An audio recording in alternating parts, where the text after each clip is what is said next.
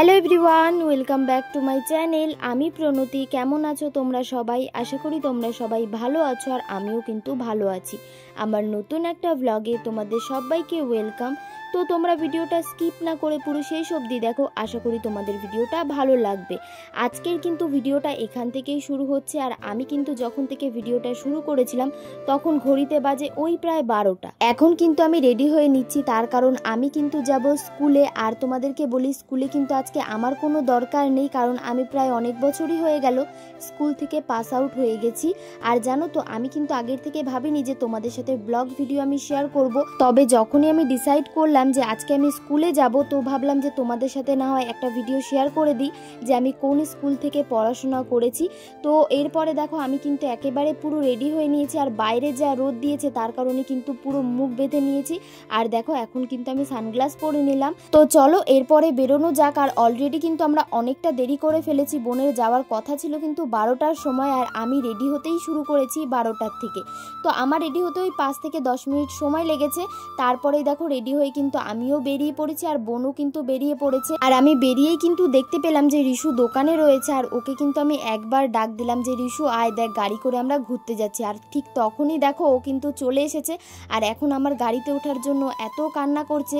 যাই হোক, ওকে গাড়িতে কিছুক্ষণ দাঁড় করিয়ে রেখে আমরা কিন্তু বেরিয়ে পড়েছি। আর রিশু যখন দেখলো যে বোন আর আমি মিলে আসছি, ওকে নিয়ে আসছি না, ও এত কান্না করছিল না।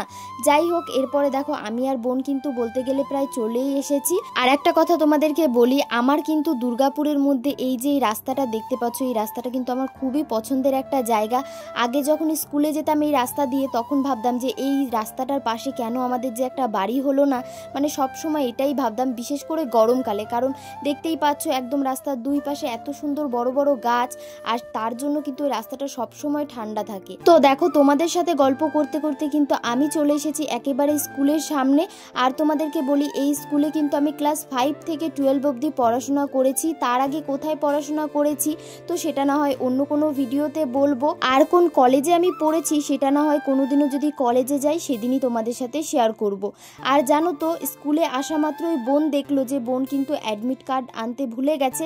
আর তোমাদেরকে বলি, বোন কিন্তু আজকে এইচএসের রেজাল্ট নিতেই এসেছিল। আর জানো তো, রেজাল্টের দিন কিন্তু অ্যাডমিট লাগেই, আর বোন কিন্তু সেই অ্যাডমিটটা আনতেই ভুলে গেছিল। তো বোনকে আমি বললাম যে এখন যদি আমি না আসতাম তুই কি করতিস। যাই হোক, তারপরে কিন্তু আবারও আমাকে বাড়ি যেতে হয়েছিল, আর বোনের কিন্তু অ্যাডমিটটা নিয়ে এসে বোনকে দিলাম।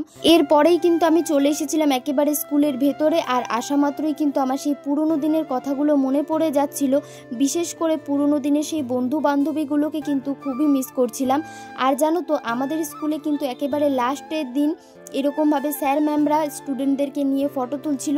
যাই হোক, এরপরে কিন্তু বোন রেজাল্ট নিয়ে চলে এসেছে, আর ও কত নাম্বার পেয়েছে সেটা তোমাদেরকে বলছি না, তবে ও 2nd ডিভিশনে পাশ করেছে। তবে বাড়ি যাওয়ার সময় কিন্তু মনটা এতটা খারাপ লাগছিল কি বলবো তোমাদেরকে। যখন আমি আসছিলাম স্কুলে তখন কিন্তু মনে একটা আলাদাই আনন্দ ছিল যে এত বছর পর আবারও স্কুলে যাচ্ছি। আর জানি না কবে স্কুলে আসতে পারবো, তবে এরপরেও যখন আসবো তোমাদের সাথে শেয়ার করব।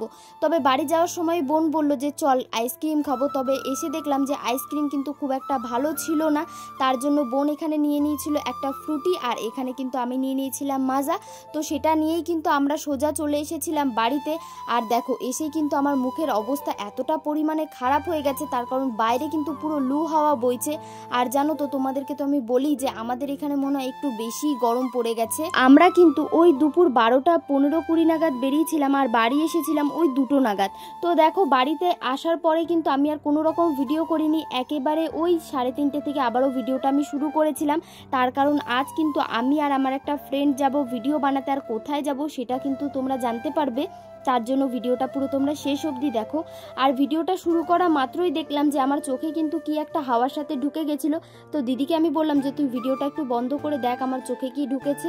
এরপরে দেখো, আমি কিন্তু সানস্ক্রিন লাগিয়ে নিয়েছিলাম, তার কারণ এখনো কিন্তু বাইরে অনেকটা পরিমাণে রোদ। আর জানো তো, আমাদের যাওয়ার কথা ছিল ওই 3:30 নাগাদ, তবে আমি কিন্তু 3:30-এর পরেই রেডি হতে শুরু করেছি।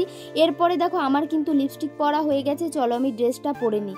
দেখো, এরপরে কিন্তু আমি ড্রেস পরে চলে এসেছি। আর জানো তো এখনও কিন্তু আমার ফ্রেন্ডই আসেনি, মানে যার সাথে আমি ভিডিও বানাতে যাব, আর কার সাথে যাব সেটা তোমরা একটু পরেই দেখতে পাবে।